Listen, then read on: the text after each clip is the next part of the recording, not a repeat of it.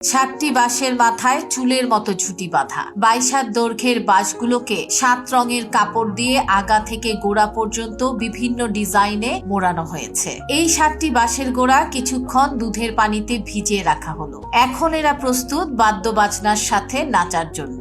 যারা বাঁশ নাচায় তাদেরকে বলা হয় বাইশা। ফকির বাবার জন্য নিবেদিত প্রাণ না হলে কেউ বাইশা হতে পারে না। এই বাঁশ নাচানো ফকির বাবাদের করা শত শত বছরের পুরনো ধামাইল অনুষ্ঠানের অংশ।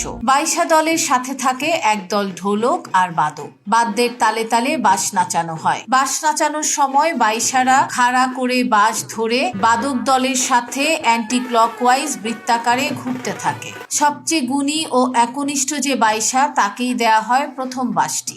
এই বাঁশ নিয়ে তারা 6 দিন গ্রামের পর গ্রাম ভক্তদের বাড়ি বাড়ি গিয়ে সংগ্রহ করে চাল, ডাল, তরি তরকারি, মুরগি, টাকা পয়সা ইত্যাদি। তারপর ধামাইলের রাতে সংগ্রহ করা সবকিছু দিয়ে ফকির বাড়িতে করা হয় খিচুড়ি খাওয়ার আয়োজন। মাঘী পূর্ণিমার রাতে ধামাইল অনুষ্ঠান শেষে এই বাঁশগুলোকে ভাসিয়ে দেওয়া হয় নদীর জলে। ঢাকার দোহারে নুরুল্লাপুর ফকির বাড়ির ওরসে প্রতি বছর চলে আসছে এই বাঁশ নাচানোর ঐতিহ্যবাহী অনুষ্ঠান।